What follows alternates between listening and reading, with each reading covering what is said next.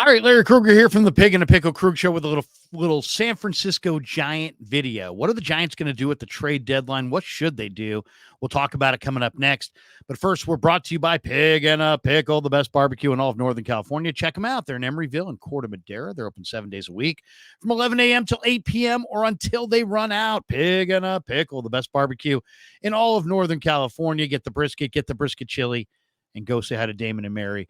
And also this video brought to you by Underdog Fantasy. Check the link in the description. Use the promo code Krug, K-R-U-E-G, and they will match you up to your first $100. All right, what are the Giants going to do? It is July the 20th, and the trade deadline is coming up in about 10 days. And the Giants tonight lose to the Rockies in Denver 4-3.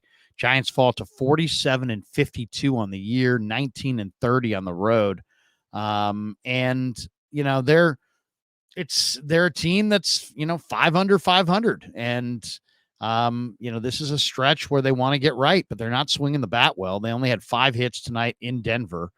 You had Fitzgerald had a double and a homer. Yaz had a triple. Flores had a double. So you had of their 5 hits, 4 of them were extra base hits. But they still wind up losing 4-3 to Colorado. And the Giants are kind of in this mode. Like, what are they going to do at the deadline? Now, to me, I mean, every day it's something different, right? Some days they look like they don't have enough pitching. Other days they look like they don't have enough defense. Then they don't have enough offense. Right now, the offense looks particularly bad. They're just not a very explosive baseball team. I was looking at some of their offensive numbers. They're 15th in batting average, 15th in runs scored, 16th in total bases, 12th in on-base percentage, 18th in slugging, 16th in OPS. Where they're really bad, I mean, we're in the bottom of the league, is both in power and speed. They're a team that lacks both. They're 24th in Major League Baseball in home runs. They're 30th in Major League Baseball and stolen bases. Giants have only stolen 31 bags. I mean, to put that in perspective, I think the Reds lead the majors with 137. You've got 106 more steals than the Giants, who have 31. So they're 30th in steals and 24th in home runs. They were 47-50 at the break, 3 games out of the third wild card spot. The rotation in the first half was really ravaged by injuries, but they're getting Alex Cobb back. Robbie Ray may start as soon as this week against the Dodgers.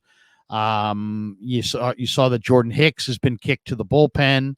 The Giants bullpen has been solid. And Camilo Doval's had his ups and downs, but Walker's been really good. The Rogers twins have been really good. I mean, the Giants have Sean Jelly, I think, has been a nice addition to that pen. And some of the young guys have even filled in and done some good work in that pen. So I think overall, especially with Cobb and Ray coming back, and some of the young arms coming out of the system, you might have the ability to take Keaton Winn and Jordan Hicks and put them both in the bullpen.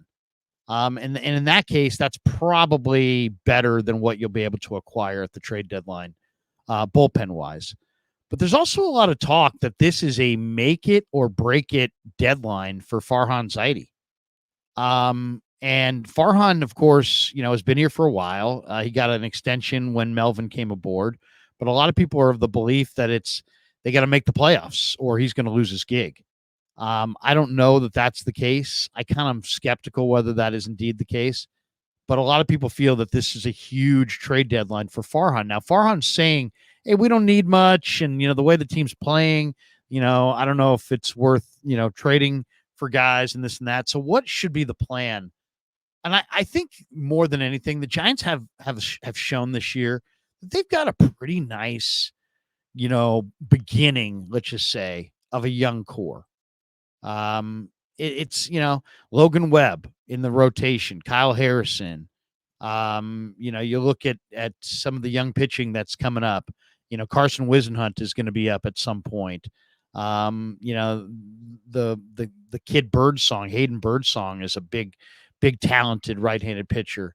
And they also got a couple of pieces. I mean, they don't have a lot, right? They've got Patrick Bailey behind the plate. He's one of their young pieces. Tyro Estrada at second is one of their young core. Obviously, Jung Hoo Lee next year is going to be part of their young core.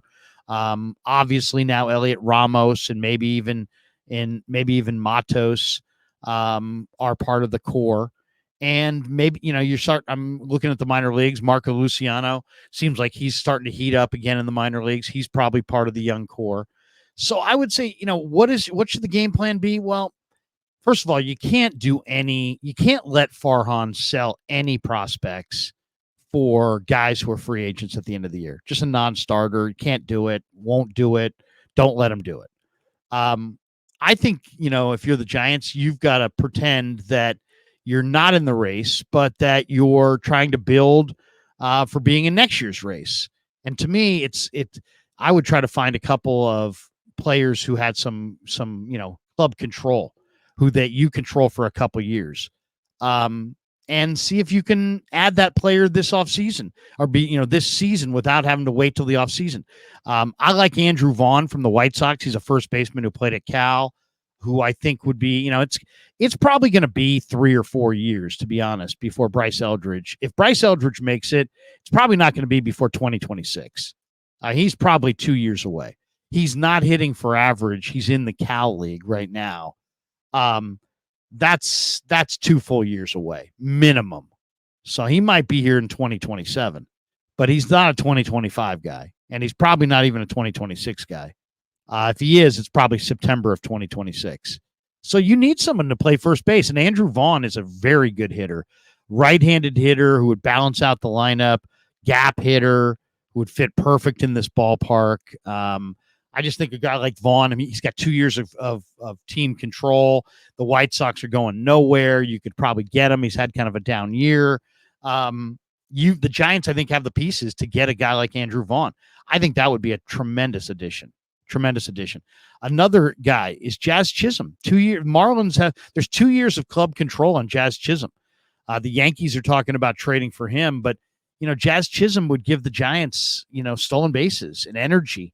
And a guy who can play in a few different spots. And, you never know how Jung Hoo Lee is going to bounce back next year. What if Jung Hoo Lee, can't play center field or can't throw because of the shoulder injury? You got to have somebody who can play center. So, maybe it's Jazz Chisholm. Maybe a guy like Jazz Chisholm who you would control for 2 years would be nice. Vladdy Guerrero Jr., Bo Bichette from Toronto, they would be nice. Heck, if you could get the polar bear, that would be great. But once again, free agent at the end of the year, and what it would take to get him as far as prospect cost would be really prohibitive, since there would be no guarantee that you could re-sign him at the end of the year.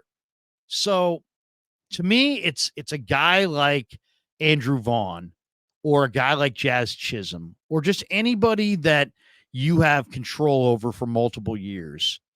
After watching the futures game the other day, it's really obvious that the Orioles and Yankees are good teams that are going to the playoffs. And, the Orioles have this kid Basallo behind the plate who just absolutely rakes. He's a 19-year-old catcher who just has an incredible batting eye, and he's just an offensive force. Samuel Basallo. And then the Yankees have Jason Dominguez. And Dominguez, they've been holding on to him, refusing to trade him and include him in a trade. But Dominguez is a big time player. They also have Spencer Jones, who's a 6'6", 235-pound outfielder who's probably a couple years away.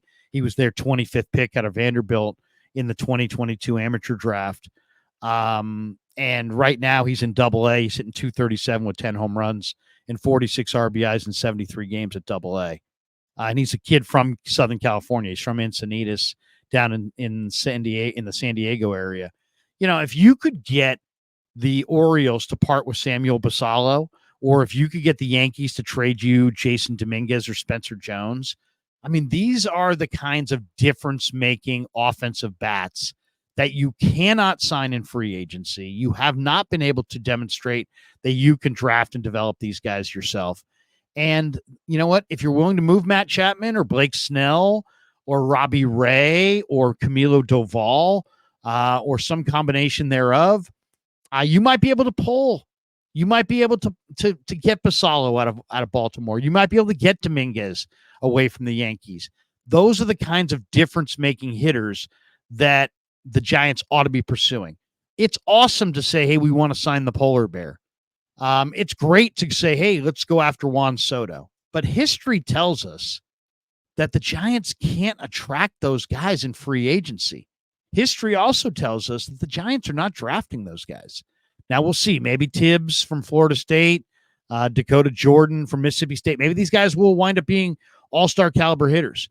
But in the last 25 years, the Giants have not done a great job at drafting, developing, and promoting to the big leagues all-star caliber hitters. Just hasn't happened for the most part outside of Buster Posey and Brandon Belt and Pablo Sandoval. I mean, the Giants really have, it's been lean years for the Giants farm system as far as developing hitters. So they can't really sign the free agent hitter.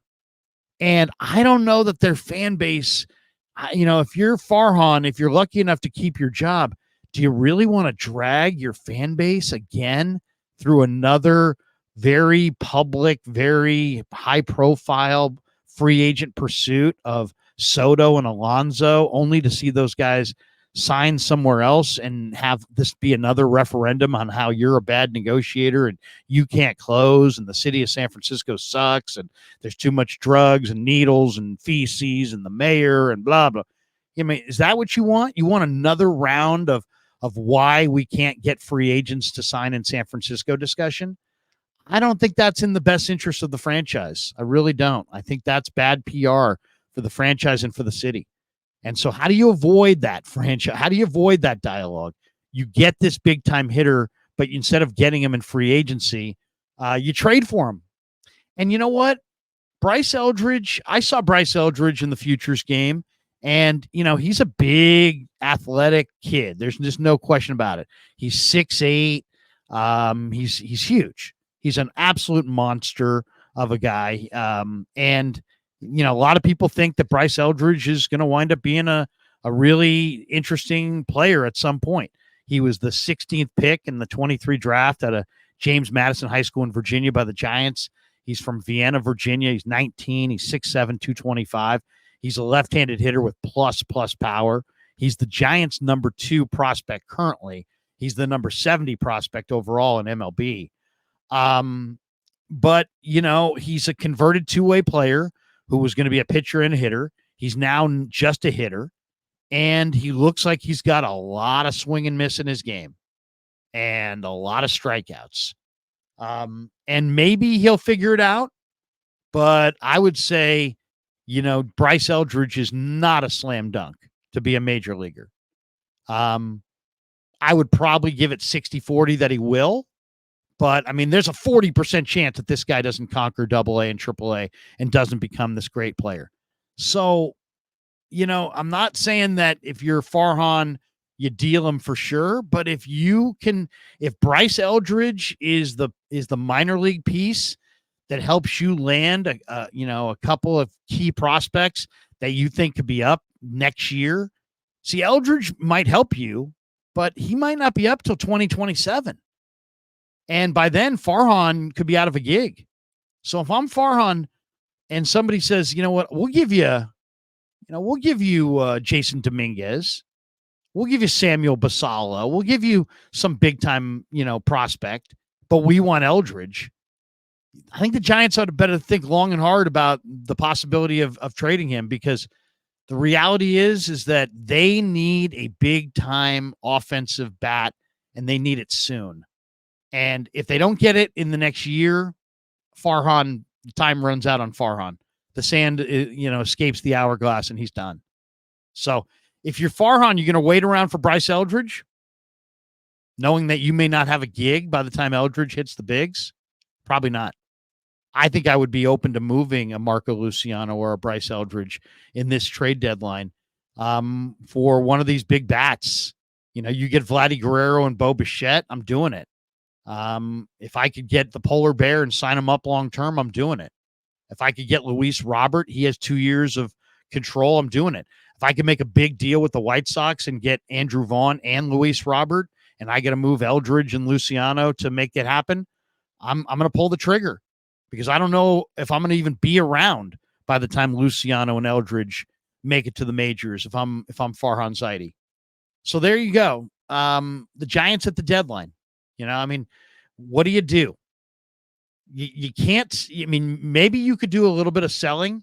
Maybe you could trade Snell and Chapman and something else to the Yankees and get Jason Dominguez. I think you got to explore the big sale that could get the big time bat, and then the potential to trade for a cost controllable bat or two. And maybe it's a situation where you sell Snell and Chapman and Doval, but you also trade a couple prospects and buy. You do a little buying and a little selling. But I think the Giants need to dial up their urgency on hitters that they control contractually for a couple years, because they can't sign those guys in free agency and they're not developing them in their own farm system for the most part. All right, give me your thoughts on the Giant video and what they ought to do at the trade deadline in the comment section below. Hit like and subscribe to help grow the Krug Show. Thanks to Pig and a Pickle for being the title sponsor. Thanks to Underdog Fantasy for sponsoring this video. Thanks to all of you guys for supporting the Krug Show on YouTube.